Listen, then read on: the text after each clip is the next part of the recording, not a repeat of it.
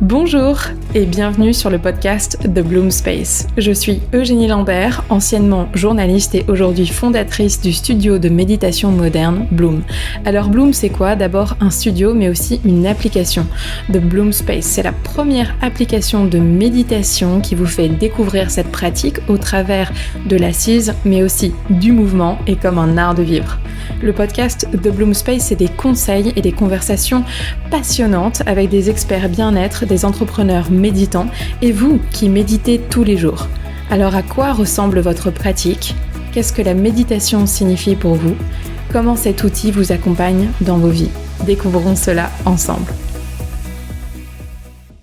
Bonjour à tous et bienvenue sur le podcast The Bloom Space. Aujourd'hui, je suis ravie d'accueillir mon amie Judith Samama-Pat. Judith et moi, on s'est rencontrés lors d'un événement chez Bloom et je crois que l'on sent parfois lorsqu'il y a des rencontres qui font clic.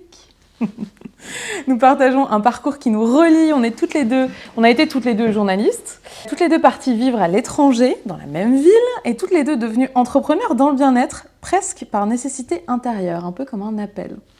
On va voir ça ensemble. Ce qui m'a toujours touchée chez Judith, c'est sa façon d'être au monde sensible, drôle, un peu poète, un peu philosophe aussi.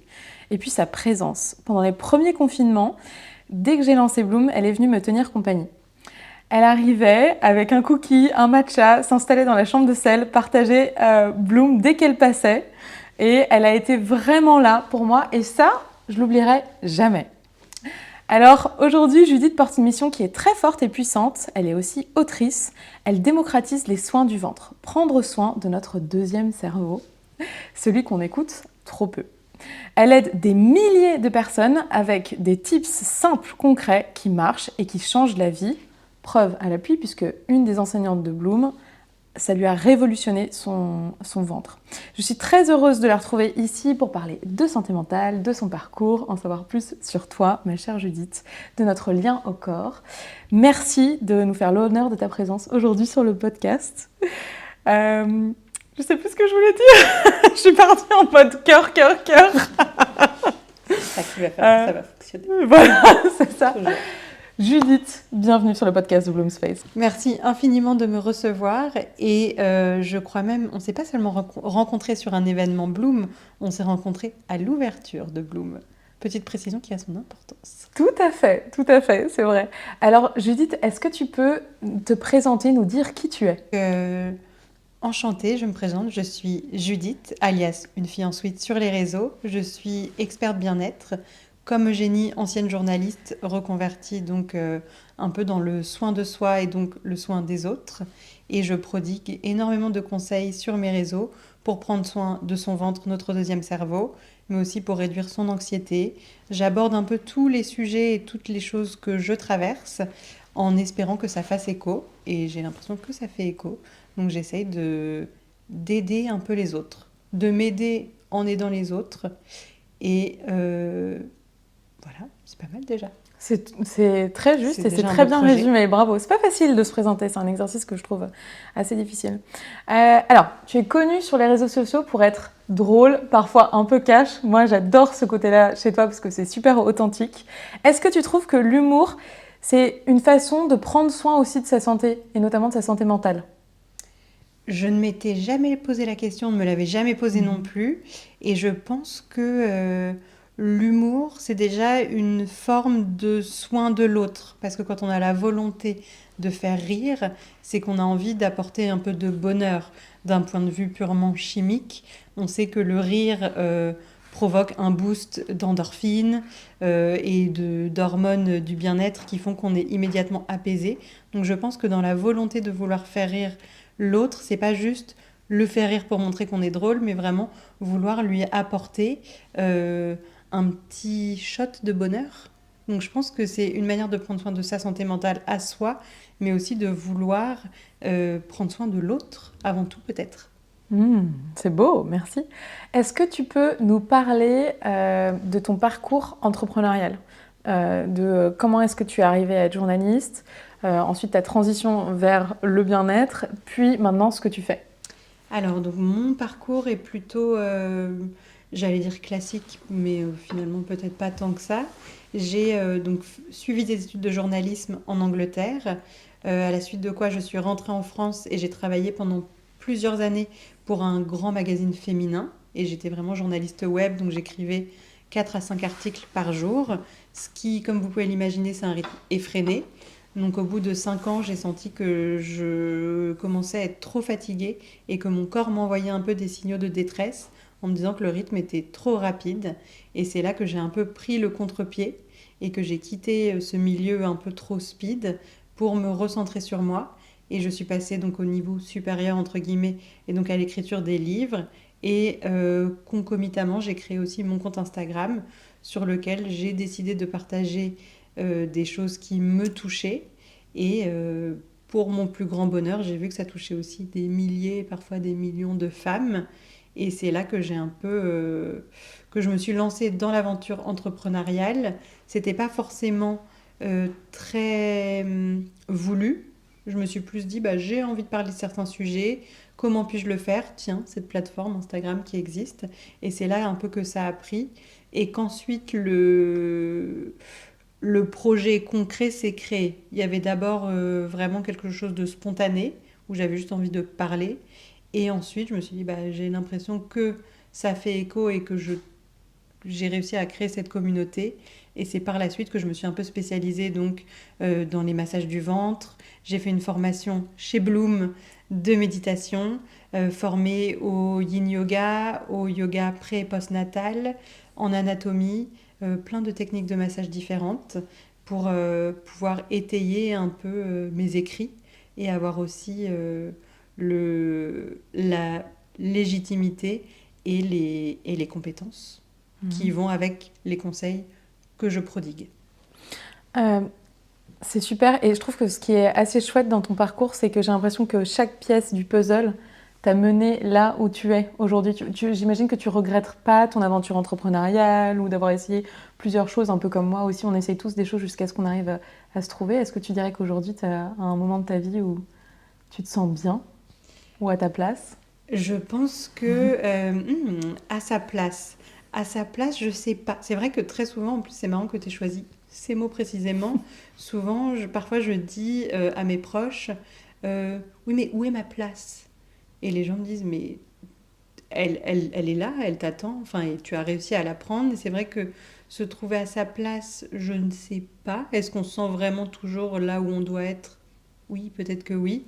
Mais en tout cas, je pense que toutes les petites choses que j'ai accomplies, réalisées avant, m'ont mené là où je suis.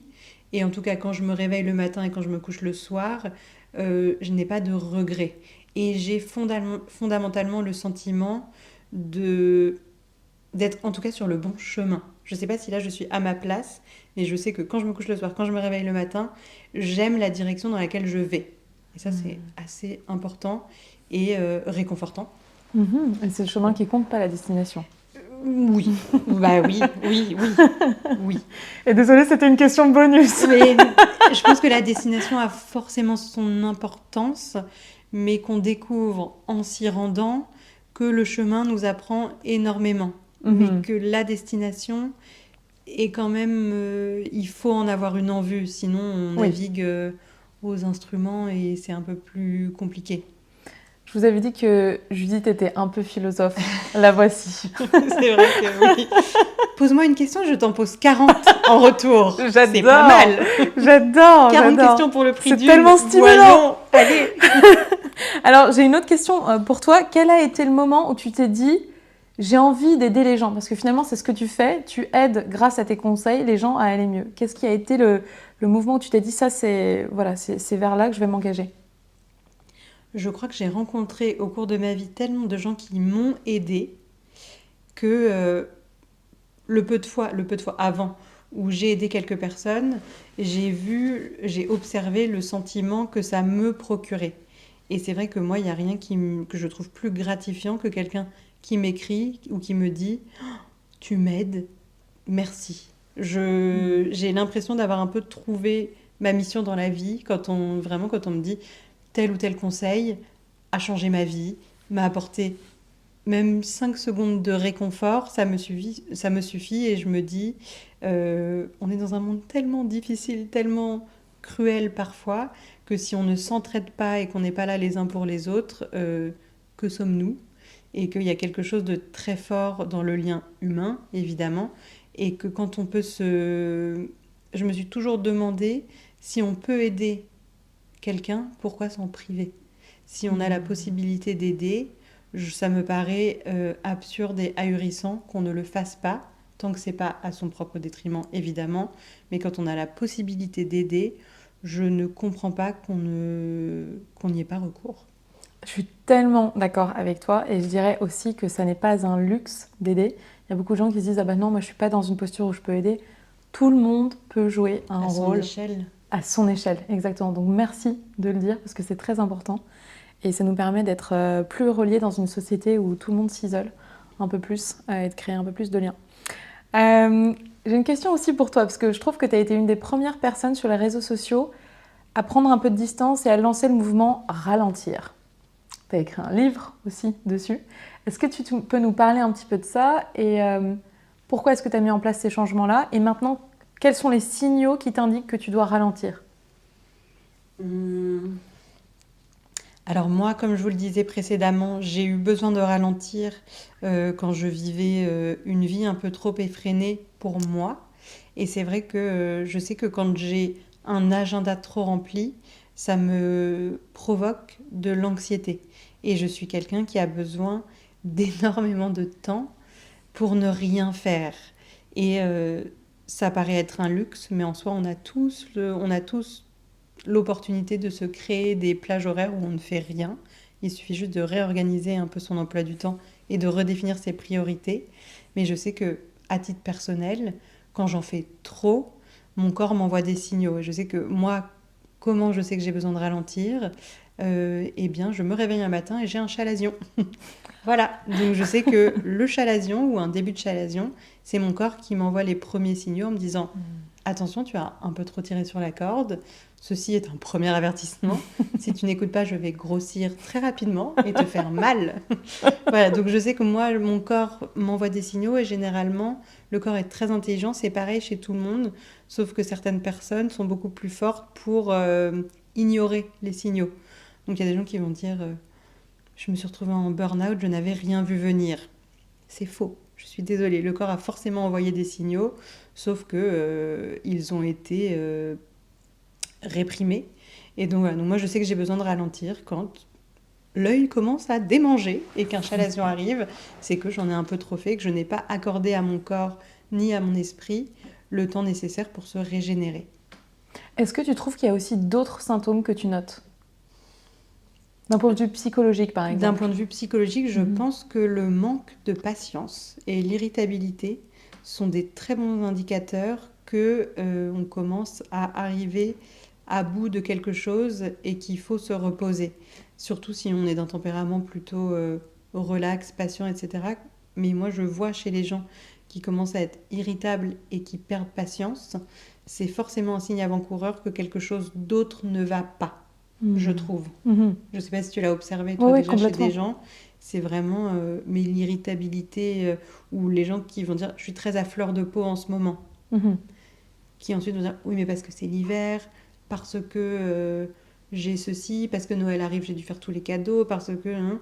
Mais c'est vrai qu'il y a certaines choses où quand le corps commence à être un peu plus fragile et qu'on se sent vraiment à fleur de peau. Tout à fait. Alors qu'est-ce que tu mets en place lorsque tu sens justement que ça commence à déborder, que la coupe est pleine? Qu'est-ce qui se passe? Alors, la première étape qui est très importante, c'est le communiquer aux autres. Aux autres, c'est pas à la face du monde, mais à ses proches. Et déjà, on a tous une jauge et un baromètre différents. Il y a des gens qui peuvent encaisser énormément, d'autres un peu moins. Et dire, bah, moi, là, à mon échelle, je me sens fatiguée, je vois que je commence à être irritable à fleur de peau. Je pense que j'ai besoin d'en faire moins et de pouvoir le dire à ses proches et trouver vraiment cette oreille attentive et cette écoute dont on a besoin en disant là j'ai besoin d'un peu ralentir, j'ai besoin que tu sois à mes côtés, j'ai besoin que tu me laisses tranquille, donc sors et va faire quelque chose et laisse-moi mon temps un peu d'introspection, mais de vraiment dire à ses proches ce dont on a besoin. C'est vrai que quand c'est exprimé avec calme et honnêteté, a priori, on ne peut pas trop nous le reprocher. Et même si c'est exprimé autrement, parfois, ce n'est pas grave non plus. Si on s'énerve et qu'on le transmet d'une autre manière. Mais en tout cas, vraiment dire aux gens ce dont on a besoin, parce que je pense qu'on ne peut pas le faire seul. Et que quand la coupe est un peu pleine, à moins d'avoir la possibilité de partir s'isoler seul pendant un mois dans un chalet, dire aux gens avec qui on vit, là, il y a un peu trop, prenez soin de moi, ou laissez-moi du temps pour prendre soin de moi. Déjà, parler. Ça paraît C'est très juste. bateau comme conseil, mais parler, vraiment. C'est très bien ce que tu viens de dire parce que, alors j'embraye sur un autre sujet, puisque la santé mentale a été élue une nouvelle fois comme l'enjeu de santé publique numéro 1, mais que peu de choses sont encore mises en place. Ce que tu dis déjà, parler c'est important, aller voir un psy, ça c'est bien pour la partie plus guérison. Et sur la partie prévention, je trouve qu'il n'y a pas encore beaucoup de choses faites. Alors deux questions en une pour toi. Est-ce qu'il y a eu des moments dans ta vie où tu as senti que ta santé mentale était très basse? Et si tu te sens de le partager, tu peux. Et comment est-ce que tu en as pris soin à ces moments-là? C'était via ce que tu as dit, par exemple, commencer à en parler, ou est-ce qu'il y a d'autres choses aussi? Alors moi, j'ai quand même la chance et l'avantage d'avoir grandi dans une famille où la parole est valorisée et prise très au sérieux. Donc c'est vrai que les fois dans ma vie où j'ai senti que je sombrais un peu, ma sœur est psy. Donc j'ai aussi cet avantage de pouvoir décrocher mon téléphone et dire j'ai besoin d'aide. Et encore une fois, de trouver oreille attentive et que ma sœur m'oriente vers un ou une psy. Moi, je suis suivie depuis des années. J'encourage un maximum de gens à le faire dans la mesure financière possible aussi parce que ça a un coût. Mais encore une fois, de parler et de ne pas avoir honte, d'appeler à l'aide, de dire voilà, ça va pas trop et que la santé mentale, quand j'étais plus jeune, je sais qu'il y avait des gens qui toujours voulaient relativiser en disant oh, tu fais de l'anxiété, mais il y a des gens qui meurent de faim. Et en fait, c'est une manière un peu de culpabiliser l'autre, de se plaindre C'est de ce terrible. qui ne va pas. Je trouve qu'on le fait de moins en moins, mais il y a eu un peu cette vague Ouais. quand j'étais plus jeune de dire mais de quoi tu te plains, t'as à manger, il y a des Il gens y a qui meurent toujours de faim. pire. Ouais. Et de dire oui, mais c'est pas parce qu'il y a pire que mon problème, à mon échelle, n'a pas d'importance non plus. Et c'est vrai que parfois c'est difficile de se faire entendre parce que on peut évidemment toujours relativiser, mais j'ai oublié la question de base du départ. J'ai un peu C'est pas grave, c'est pas grave, c'est parfait. bifurqué, La mais question, la c'était parole, en ouais. santé mentale, enjeu de santé publique numéro Oui, 1. et là sur la prévention. Et toi, oui, comment comment savoir est-ce que tu as traversé des périodes qui t'ont semblé très challengeantes? bah, j'ai appris qu'on ne pouvait pas les traverser seul, que donc moi j'ai eu cette chance où je suis dans une famille où ça a toujours été pris au sérieux et on m'a souvent demandé on me demande souvent comment je vais. Petite, on m'a souvent demandé comment j'allais et c'est vrai que c'est très anodin comme question, mais se demander les uns les autres comment nous allons. Sans faux semblant et pas juste le ça va de courtoisie, mais vraiment. Et parfois, un simple comment vas-tu, si l'autre est un peu à fleur de peau, un peu fragile, ça peut être vraiment une ouverture de porte vers plein de choses. Tout à fait. Merci Judith pour ça. On va parler un petit peu aussi de ta vie, alors en tant que Key Opinion Leader, comme on dit en Je anglais. ne connaissais pas le terme. Je l'ai appris tout à KOL. l'heure. Ah bah voilà. J'ai regardé, je sais quoi. Key Opinion Leader, globalement, c'est influenceur. Parce que je trouve que le mot influenceur, c'est un peu dur. Et en même temps, quand on a une influence positive comme la tienne, c'est chouette. Est-ce que tu dirais que... je pense que être influenceur, c'est pas fait pour tout le monde. Faut quand même avoir les épaules pour pouvoir affronter les trolls, les commentaires toxiques, parce que c'est facile de lâcher des petits commentaires comme ça sur les réseaux sociaux et de se déresponsabiliser derrière. Comment est-ce que toi, ça joue sur ta santé ou comment est-ce que tu le vis? Alors encore une fois, j'ai 38 ans. Donc je pense que j'ai la maturité et le recul nécessaire pour discerner un troll de quelqu'un de bienveillant et d'avoir... et encore une fois, je vais toujours revenir à la parole, mais le peu de fois où des commentaires négatifs m'ont affecté, euh, j'en ai tout de suite parlé sans minimiser l'impact non plus que ça pouvait avoir. J'échange beaucoup avec ma maman, par exemple, de décrocher mon téléphone, de lui dire quelqu'un que je ne connais pas m'a dit ça, ok, d'en parler tout de suite pour dédramatiser un peu la chose. Et souvent, quand on verbalise un sentiment, tout de suite, ça permet qu'il s'évapore un tout petit peu. Un ressenti négatif, si on en parle à une personne de confiance qui dit bah, quel con, quelle conne, c'est vrai, c'est un con en fait. Et toujours me dire que le peu de trolls que j'ai sont probablement des personnes qui ne m'apprécient pas, mais que je n'apprécierai pas non plus. En fait, et c'est assez réconfortant de dire mais pourquoi je voudrais que lui ou elle m'apprécie, sachant que c'est peut-être un gros abruti. Et ça permet aussi de dire oui, bah il m'aime pas, mais en fait je ne l'aime pas non plus. C'est assez enfantin.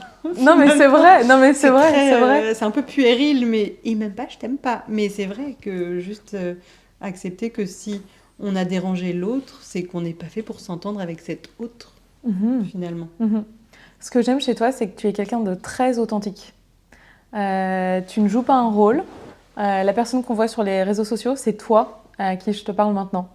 Et ça, c'est rare. Comment est-ce que tu fais pour rester justement authentique, fidèle à toi-même sur les réseaux sociaux? Parce que moi, j'ai souvent l'impression qu'il faut presque incarner un personnage, notamment quand on a une marque. Et que, voilà, moi j'adore l'humour, j'aime bien faire des petites stories rigolotes de temps en temps. Et j'ai peur parfois que ça décrédibilise ma marque. Mais moi, je trouve que toi, tu as réussi au contraire à en faire une force d'être authentique. Et encore, je trouve que, mais encore une fois, on est toujours beaucoup plus critique avec soi-même qu'avec les autres. Je trouve que je ne suis pas une représentation conforme de la réalité sur les réseaux. Et parfois, mes proches me le disent, dès qu'une caméra est braquée sur moi, je deviens un tout petit peu plus austère, un tout petit peu plus timide. Et moi, ma timidité se transforme souvent en ce qu'on pense être de l'austérité. Et finalement, c'est plus une gêne et être un peu mal à l'aise. Et ça peut être pris parfois pour oh, elle est un peu hautaine, elle est un peu méprisante. C'est juste non, je suis timide et mal à l'aise. Et j'aimerais être encore plus naturelle sur les réseaux. Donc tant mieux déjà si je suis perçue comme telle. Parce que moi, parfois, quand je regarde mes propres contenus, je me dis oh, quand même, j'aimerais pouvoir être un peu plus détendue. Mais ça viendra au fil du temps de toute façon. Mais je pense que. Et ça, il n'y a pas vraiment de secret. En fait, c'est comme les gens qui ne sont pas authentiques. Je pense qu'il y a toujours un retour de bâton à un moment où chasser naturel, il revient au galop. Donc en fait, pourquoi essayer de prétendre être quelqu'un d'autre, sachant que de toute façon, il y a forcément un moment où les masques tombent. C'est comme les gens qui mentent. Ils vont mentir et le mensonge va forcément finir par ressurgir. Enfin, la vérité va finir par éclater. Je sais pas si c'est le karma, mais en tout cas, les menteurs, ils s'embrouillent toujours. Ils vont mentir, ils vont oublier sur quoi ils ont menti. Démasquer, ouais. Ils vont s'en mêler les pinceaux. Et finalement, c'est un peu la même chose pour se créer un personnage. Je pense qu'encore une fois, le vrai visage finit toujours par éclater. Karma ou pas karma, mais en tout cas, à quoi bon? À quoi bon jouer un rôle? Exactement. J'ai une question justement là-dessus. Tu parlais des menteurs, des jaloux, etc. On va parler un petit peu d'amitié parce que j'avais pas au début inclus ce sujet dans le sujet de la santé mentale. Mais pour avoir une bonne santé mentale, il est prouvé scientifiquement aussi que s'entourer et son entourage, c'est très important, donc bien s'entourer. Est-ce que tu trouves que en devenant en tout cas en étant une personnalité publique sur les réseaux sociaux, en devenant une voix aussi pour ce que tu fais, tu as attiré aussi peut-être de la jalousie ou en tout cas tes relations avec tes proches se sont transformées. Comment est-ce que tu vois l'amitié et peut-être l'entrepreneuriat aussi? L'amitié, je crois que j'ai changé un peu de perception sur l'amitié au fil des années. Quand j'étais plus jeune, pour moi, c'était un peu à la vie, à la mort. Les amis que j'ai maintenant seront toujours présents. Et au fil du temps, j'ai appris qu'il y a des amitiés qui ne sont pas forcément là pour durer. Ce n'est pas pour autant qu'elles n'ont pas d'impact, mais que ce sont un peu des personnes de passage qui sont là à un moment de ta vie où tu en as besoin, sans qu'il y ait du tout quelque chose de l'ordre de se servir de l'autre, mais vraiment des gens qui font un petit bout de chemin avec toi et puis qui ensuite, naturellement, se les chemins s'éloignent et il y a évidemment le noyau dur dont on aura besoin toute sa vie. Mais c'est vrai que moi j'ai très peu d'amis, mais le peu que j'ai, vraiment on se compte sur les doigts d'une main, peut-être de deux mains. Et, mais je sais plus, j'avais lu ça quelque part, si une amitié dépasse les 7 ans, c'est qu'a priori c'est pour la vie. Et 7 ans, c'est déjà une bonne tranche de vie pour une amitié. Et on sait qu'au-delà de 7 ans, si on a tenu le coup, entre guillemets, c'est que ce sera jusqu'à notre mort. Et les réseaux, l'entrepreneuriat permet de rencontrer aussi. Bah, nous, c'est comme ça qu'on s'est rencontrés également. Je faisais le calcul, il nous reste 2 ans. Et de là est née une ça amitié. Et c'est vrai que je pense que les amitiés adultes sont assez différentes des amitiés adolescentes et enfantines. C'est qu'on n'a pas besoin d'être constamment ensemble, puisqu'ensuite chacun fonde sa famille, etc. Mais c'est de savoir que l'autre est là, et que... Oui, j'ai un peu changé. Vraiment, avant, je pensais que c'était les amis pour la vie. Et en fait, j'ai accepté que non, certaines amitiés, fortes quand même, sont là à un moment donné et ensuite ne sont plus là. Mais c'est pas pour autant que la personne n'a pas compté. Et que c'est OK aussi de ne pas forcer. De ne pas forcer. Encore une fois, on est des millions sur cette terre. S'il faut forcer quelconque relation, c'est qu'elle n'a peut-être pas vraiment d'essence, finalement. Et pas lieu d'être, et c'est pas grave. Ne forçons pas et allons naturellement vers des gens qui nous ressemblent et avec qui le contact sera beaucoup plus naturel. Et je pense que plus on grandit, plus on se connaît. Plus on vieillit. Plus on vieillit aussi. Plus on est attiré aussi par des personnes qui nous ressemblent, je trouve, et notamment dans l'âme. C'est beau ce que tu dis. J'avais dit que tu étais un peu philosophe. Non, et qu'il y a cette chose de la connexion et qui n'est pas forcément explicable. Et c'est vraiment ce truc de fréquence vibratoire et en fait s'entourer des gens qui ont un peu la même fréquence. Complètement. Sans que ce soit forcément explicable. C'est vraiment cette chose de feeling, dire pourquoi vous êtes amis. Parfois, on ne sait pas, mais juste on est amis parce que les âmes s'entendent ou les taux vibratoires sont sur le même... Et c'est presque de la chimie aussi, tu sais. Oui.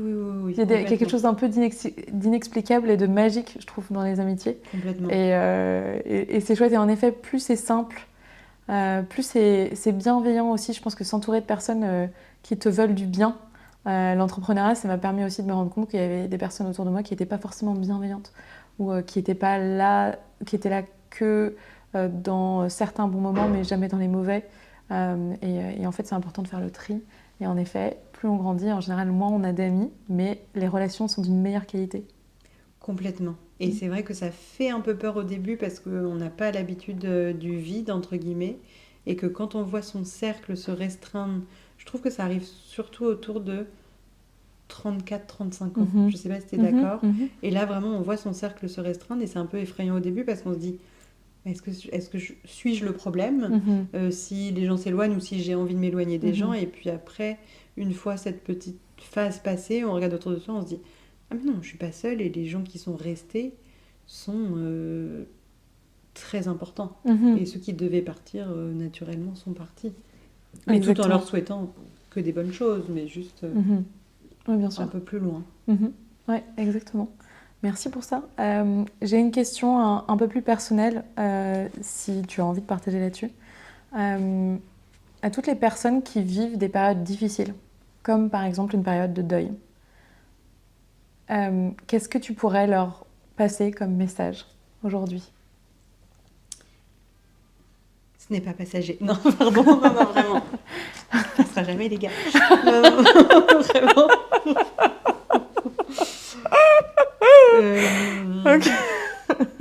Donc, à titre personnel... non, mais... tu m'as fait tellement rire. Non, mais à titre personnel, donc, moi j'ai perdu mon papa en 2022, donc il y a 3 ans. J'ai découvert que le deuil ne se fait jamais. Ce n'est pas une mauvaise chose, et je vais m'expliquer. C'est que faire son deuil, c'est vraiment clôturer quelque chose. Et juste accepter que... Et là, c'est vraiment dans le cas d'un deuil de la perte d'un parent, donc c'est quand même très spécifique, que faire son deuil, pour moi, c'est aussi accepter d'une certaine manière qu'on arrête de penser à la personne qui n'est plus là. Alors que parler de lui au quotidien, ou pas forcément tous les jours, mais régulièrement, permet de... et en fait, non, faire son deuil, c'est qu'on cesse d'être triste aussi. Et moi, il y a des moments, j'ai l'impression d'être encore plus triste que juste après sa mort, ou des moments où, au milieu d'une journée banale, un simple détail vient vraiment me transpercer le cœur. Et juste, donc faire son deuil, je pense pas que ce soit possible de le faire, mais vivre avec l'absence, et ça c'est complètement possible, et qu'on peut vivre en étant aussi très heureux après, mais juste avec... c'est beau aussi, c'est comme les femmes qui ont une césarienne et qui vont vivre avec la cicatrice. C'est vivre avec ces petits trous, et même vivre avec un mini trou dans le cœur. Le cœur continue de battre et de ressentir beaucoup de bonheur. Juste, il y a ce petit trou qui fait que c'est aussi les marques laissées par les gens qui sont partis. C'est beau. Ouais. Merci Judith. Avant de passer à la dernière partie de notre entretien, à nouveau, j'aimerais te poser une question pour les futures générations, parce que je pense que c'est quand même le futur. Et la relation aux réseaux sociaux, la santé mentale, quelle est ta philosophie là-dessus? Comment est-ce que tu vois les choses pour prendre soin de soi? Parce qu'on travaille toutes les deux sur les réseaux sociaux, bon toi plus que moi, mais qu'est-ce que toi tu mets en place par exemple pour pas que ça t'affecte trop non plus? Tout ce qui est, tu sais, doom scrolling, ou quand on est en train de regarder et qu'on tombe dans le vortex d'Instagram, comment faire de la prévention? C'est pas facile. C'est pas simple du tout, surtout que nous, on a eu la chance de grandir sans les téléphones, sans les réseaux, donc on a connu une vie autre.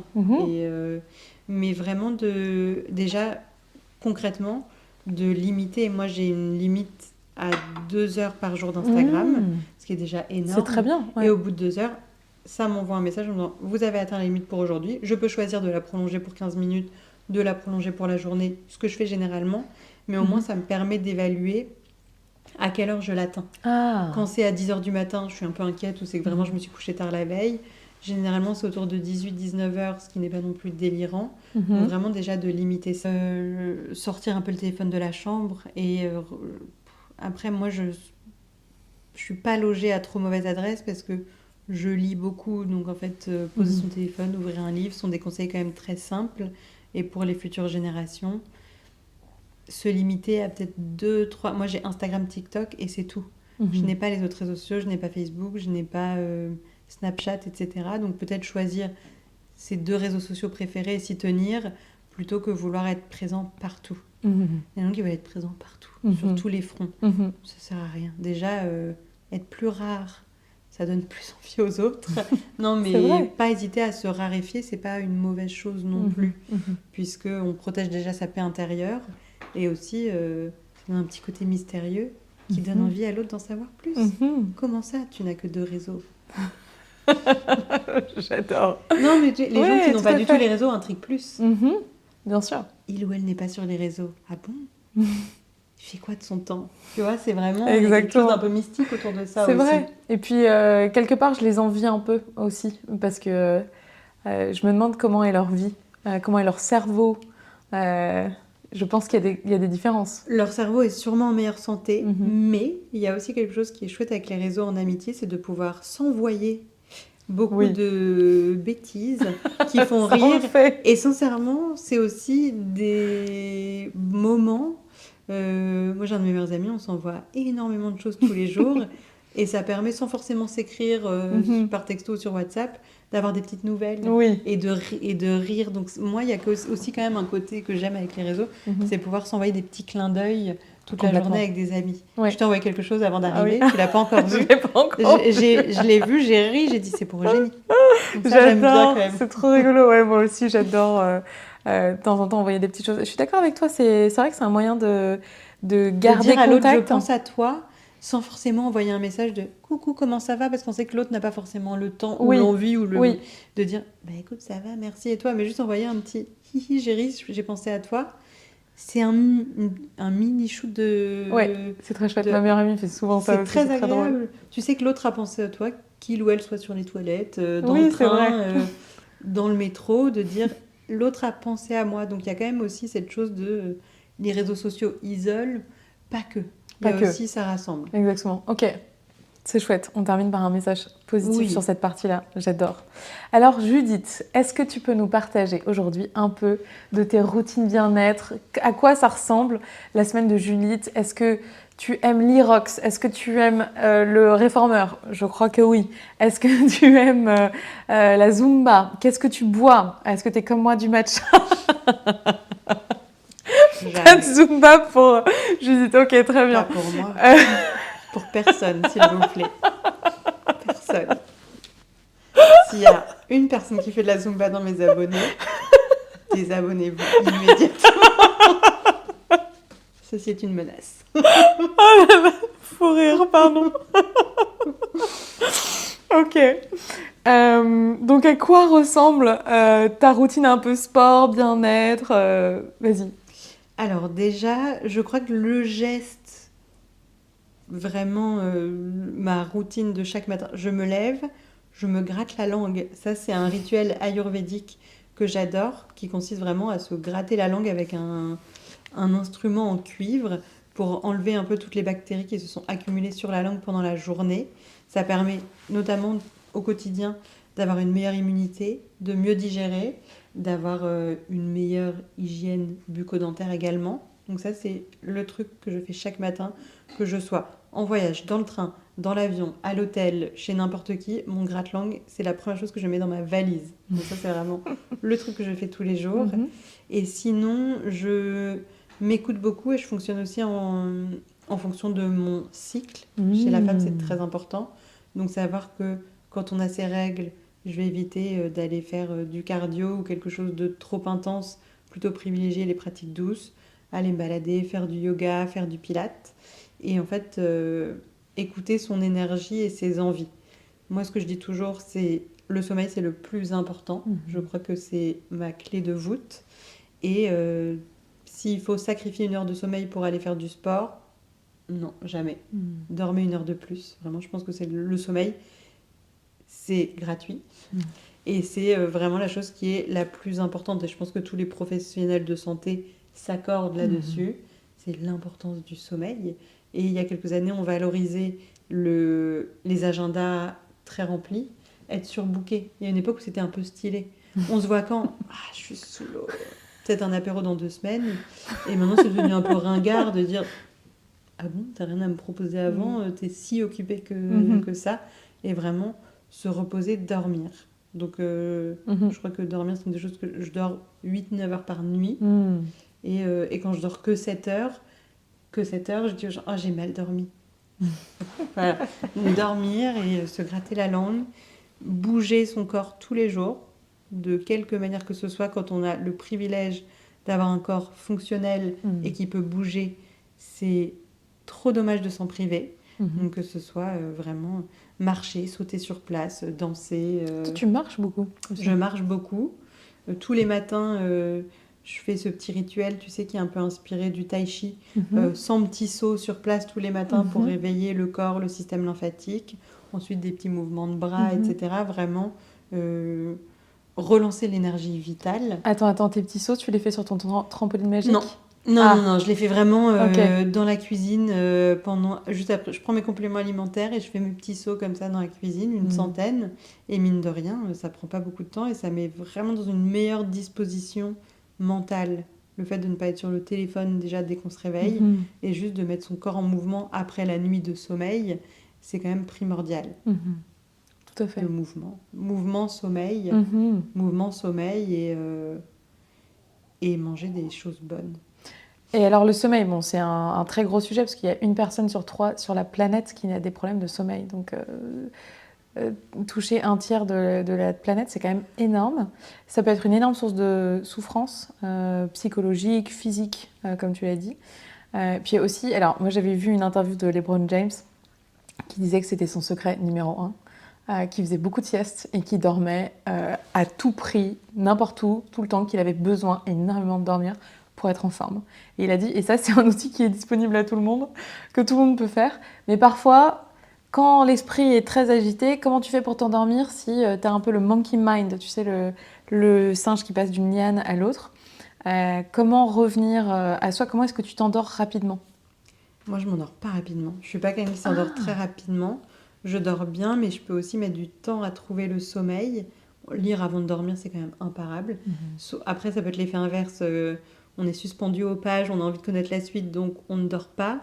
Mais moi, généralement, je sais que c'est ce qui met le plus mon esprit au repos.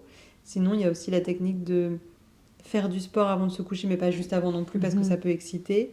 Mais essayer plein de petites choses et trouver l'activité qui nous convient, qui nous met dans les meilleures dispositions pour aller dormir.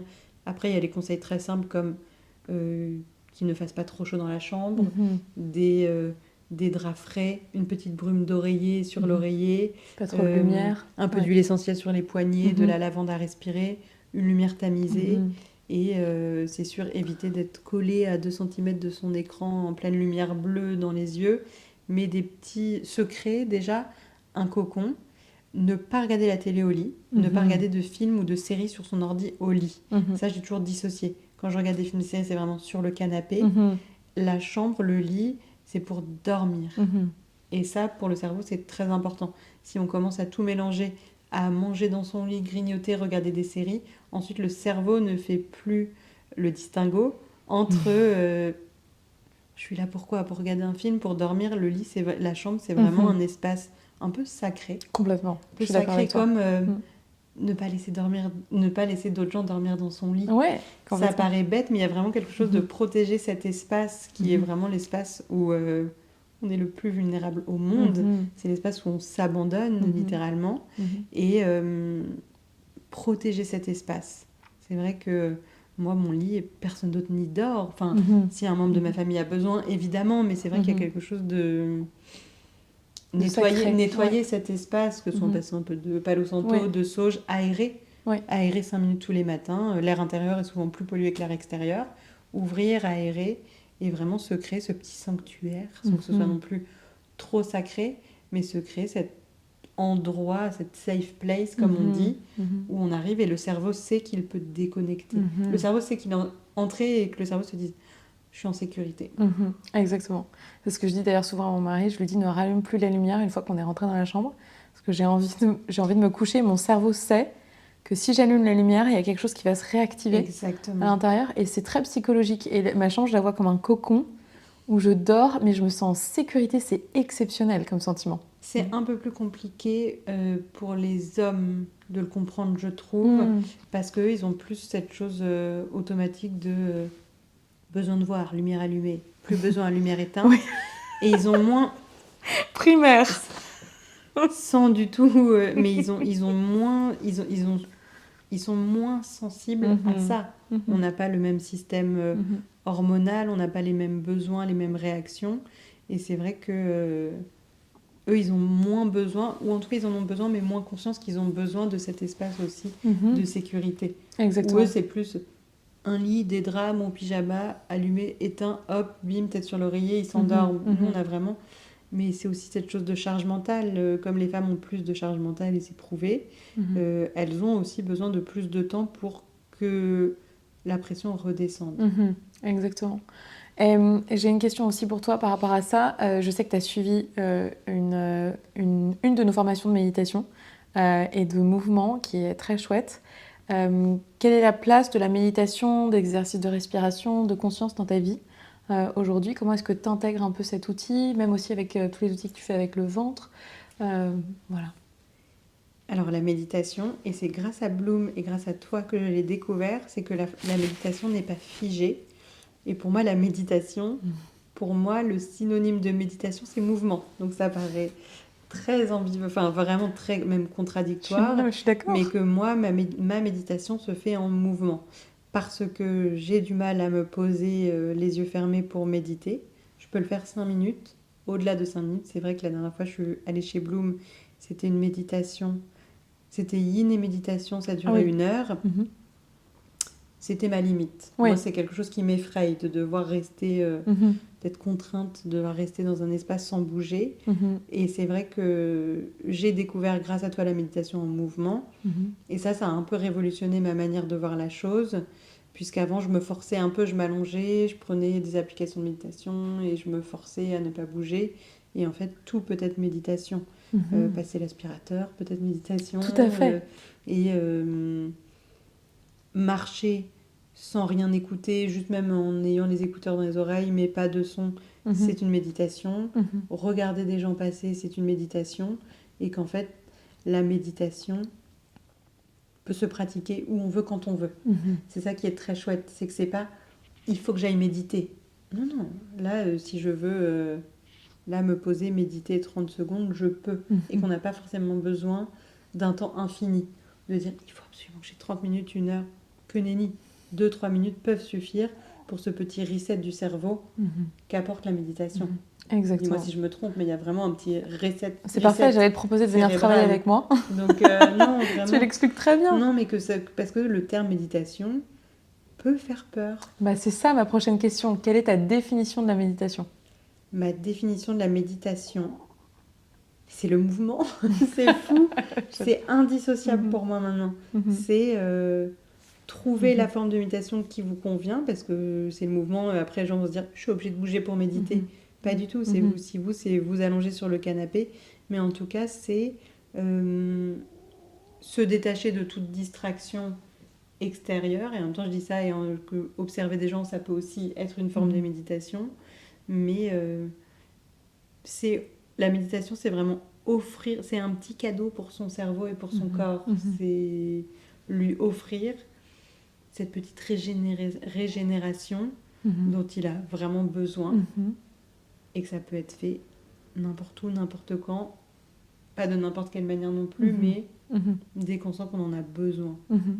C'est très juste ce que tu dis, et merci, parce que ça, c'est la vision moderne de la méditation. On a souvent pensé, quand on évoque le mot méditation, à je m'imagine immobile, assis dans une posture stricte, voilà, sans bouger. Et en effet, je n'arrête pas de dire que la méditation, c'est du mouvement, c'est un art de vivre, c'est aussi une forme de philosophie de vie, comme tu l'as, toi, naturellement. Finalement, mais il y a beaucoup de personnes qui découvrent ça, qui se disent « Ah ok, bah en fait, je médite là. Quand je fais ça, bah, peut-être que je vais plus privilégier ces 10 minutes de pause de café sans mon téléphone, où je vais boire ma boisson en pleine conscience, je vais regarder l'odeur, je vais me connecter à toutes ces sensations avec mes 5 sens. » Ça, c'est de la méditation. La cuisine, cuisiner, c'en est une. Et certaines personnes qui voyaient ça comme une contrainte en disant « Ouais, moi j'en ai marre de faire le dîner tous les soirs. » Finalement, on réussit à voir ça d'une autre manière en se disant « Bah oui, mais c'est le temps où je coupe mes légumes, je les fais cuire, j'ajoute la matière grasse, je regarde l'ail frémir, etc. » Et en fait, ça, c'est une forme de méditation. Donc pour moi, la cuisine, c'en est vraiment une. Complètement. En parlant de cuisine, je transitionne vers mes dernières questions. Je ne te les ai pas préparées, mais j'adore ces questions, Judith. Si ce soir, tu pouvais inviter 3 personnes à dîner, 2 questions en une, qu'est-ce que tu leur ferais à manger ? Ok. Et qui ce serait ? Et tu n'as pas de limite spatio-temporelle. Ça peut être des personnes réelles, des personnages fictifs, des personnes qui ne sont plus là, des personnes que tu aimerais rencontrer dans le futur. Alors, je vais commencer par le menu. Le menu. Je pense qu'il y aurait un petit bouillon au début, un petit bouillon miso un peu, pour réchauffer déjà un peu l'estomac. Ensuite, je pense un très bon plat de spaghettis avec une très bonne sauce tomate, avec beaucoup d'ail, de l'origan, huile d'olive, sel, poivre, mais surtout beaucoup d'ail, et vraiment un bon plat de spaghettis. Ce n'est pas si simple, et quand c'est bien fait, une bonne sauce tomate, ça peut être la meilleure chose du monde. Donc déjà, des spaghettis à la tomate, parce que je pense que ça met tout le monde d'accord. Ça met tout le monde d'accord. Peu de gens n'aiment pas. Et qui bon, déjà, je peux remonter très très loin. Ah, bien sûr. Aucune limite. Qui j'admire. Donc déjà, il y aurait, je pense, peut-être Robert Badinter. Et Ok. pour beaucoup de raisons, mais c'est quelqu'un que j'aime énormément. Et je pense que j'aurais adoré le rencontrer Mhm. et avoir une discussion avec lui. Mhm. Mais en plus, j'essaie de réfléchir à la synergie de J'ai oublié groupe. de t'envoyer cette Donc, il question faut en que je plus. vois qui irait bien avec Badinter. J'adore Anne Sinclair aussi, donc Anne Ah, Sinclair, et c'est toujours possible. bah Anne, voilà. Anne, si vous nous regardez, je vous adore. Devenez présidente. Je sais que c'est pas possible. Faites-le quand même. Non, non. Non, Rien mais, n'est impossible. et Badinter et Anne Sinclair étaient amis en plus, donc ça pourrait fonctionner. Et là, ce Mhm. serait moi l'intrus dans ce dîner. Non, pas du Et tout. mais je vais mettre quelqu'un d'historique qui aurait rien à voir là-dedans. Mhm. Et je sais pas. Je sais pas. Louis XIV? Non. Bah non, parce que. Non, parce que ils avaient mauvaise haleine, hein, Oui. tous ces gars-là. C'est vrai qu'on prenait pas soin de leur Donc, ventre. rien que pour aussi. l'odeur, je crois pas. Mais. Bah, je sais pas. Et mon père, ce serait bien. J'aimerais bien. Bah Ce oui, serait chouette, voilà. ça serait chouette. Badinter, Voilà le lien. Anne Sinclair, mon papa et moi. Mhm. Ce serait pas mal. C'est pas Déjà. mal, c'est une très Je belle serais tablée. larguée sur la conversation, mais je serais là. Non, mais tu seras en pleine conscience Oui, oui, oui. dans cette conversation. Ok, super, merci Judith. Ok, je peux te demander, genre, ton meilleur tips, celui qu'on te demande le plus, qu'est-ce que c'est? Sur le ventre. Ouais, sur le ventre. Mon meilleur conseil pour commencer à prendre soin de son ventre, si on en est un peu déconnecté, c'est de le toucher. Vraiment. Certaines personnes ont tellement un peu peur de cette zone et en sont tellement dissociées qu'on n'ose même plus y poser ses mains. Donc ça, c'est vraiment la première chose. Et je vous promets que juste en posant sa main sur le ventre, il peut se mettre à gargouiller. On a des neurones dans le ventre, je le rappelle. Donc c'est une zone très intelligente. Et parfois, juste en y posant les mains, on sent que des choses s'y passent. Dis-moi si je me trompe. J'y suis là, c'est bon, j'y suis. Tu peux me Voilà, guider. moi le mien, il y a C'est vrai? quelques gargouillis déjà. Parce que moi, c'est une zone qui est vraiment un peu plus complexe chez moi. Et c'est vrai que juste quand j'y pose la main, il sent, il le sent. Mais il c'est le une sent. forme de Et moi, soin. il fait un peu de bruit. C'est Il une dit forme de soin. ah, merci. C'est vrai que c'est une Ouais. forme de soin, et puis tu lui amènes de la chaleur, tu lui amènes ton énergie. Exactement. De la chaleur, l'énergie et de l'attention. Je ne t'ai pas oublié. Je sais, je suis là. Et on dit Merci que- pour tout ce que tu fais au quotidien. Et on dit que les mains sont l'extension du cœur. Le toucher, c'est... oui. Et le toucher, je crois que j'ai lu ça quelque part. C'est un peu la dernière chose aussi auquel les gens qui vont mourir ont accès. Que ce soit le toucher de la famille ou du soignant. Il y a quelque chose vraiment de... Mhm. C'est un peu la dernière connexion que quelqu'un qui s'apprête à partir a. Puisque parfois l'esprit n'est plus là, il est inconscient C'est et qu'il y a vrai. vraiment cette chose du toucher. Et le toucher, c'est primordial. Mhm. Exactement. Toucher l'autre, mais aussi se toucher, c'est fascinant. Super, merci Judith. Est-ce qu'on peut faire une petite méditation surprise ensemble? Avec grand plaisir. Ok. Alors, on va s'installer confortablement. Je vais te demander de donner peut-être un ou deux mantras. Donc, c'est comme des intentions qu'on a tendance à se répéter et que tu aimerais proposer, notamment dans le soin du ventre. Donc là, ce que je propose comme mantra, c'est plus vraiment prendre ce temps pour remercier son ventre pour tout ce qu'il fait pour nous au quotidien, à savoir la digestion. Il emmagasine aussi beaucoup d'émotions et stocke énormément de choses plus ou moins refoulées. Et vraiment juste lui dire merci parce qu'il fait un travail énorme dont on n'est pas toujours conscient. Donc juste lui dire merci d'être là. Et merci de nous permettre de manger, digérer, tester de nouvelles choses. Beaucoup de choses s'y passent. Il communique avec notre cerveau constamment également. Donc merci pour ce travail incessant qu'il fournit. C'est beau. Si ça te va. Merci, c'est parfait. Alors, on y va. On va s'installer donc confortablement et je vais juste sonner ces petites clochettes. Comme ça, on va tous pouvoir terminer par un moment de bien-être avec Judith. On peut fermer doucement les yeux ou juste fixer un point au sol. On va juste prendre 2 minutes de méditation ensemble. En commençant par s'intéresser à la posture qu'on a choisie, qu'on soit debout, assis, assise, on peut bien relâcher les bras, ils sont souples. On peut essayer peut-être de relâcher légèrement les épaules vers l'arrière et enfin de baisser un tout petit peu le menton vers la poitrine. Laissez-vous le temps d'arriver dans cet espace. Et juste ici, on peut se connecter à notre souffle en observant doucement les mouvements de notre corps qui respire. Et si ça nous aide ici, on peut venir placer peut-être pour cette méditation spéciale ventre, une main en bas du ventre, une main un tout petit peu plus haut sur le ventre. Comme nous le disait Judith, c'est important d'allier le toucher, amener une forme de soin vers son corps.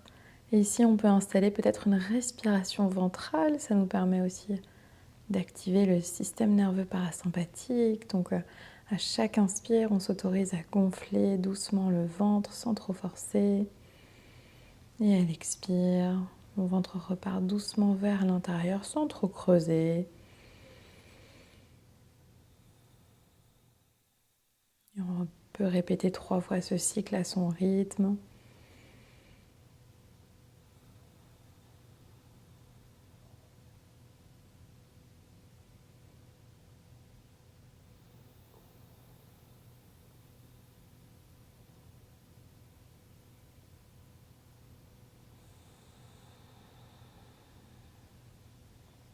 Et ici, quand on a terminé, on peut continuer de garder nos mains sur le corps. Juste un instant, et essayer d'envoyer ces intentions bienveillantes qu'a nommées Judith. On peut répéter à l'intérieur de soi: je remercie mon ventre, je te remercie pour tout le travail engagé, cette tâche difficile qui est de digérer la nourriture, de nous apporter de l'énergie dans tout notre corps.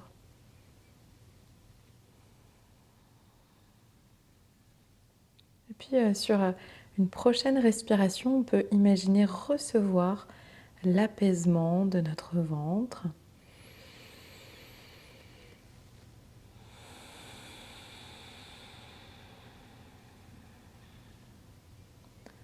En restant encore quelques instants ici, les mains sur le ventre, en respirant calmement jusqu'à ce que je sonne les petites clochettes pour marquer la fin de cette courte pratique.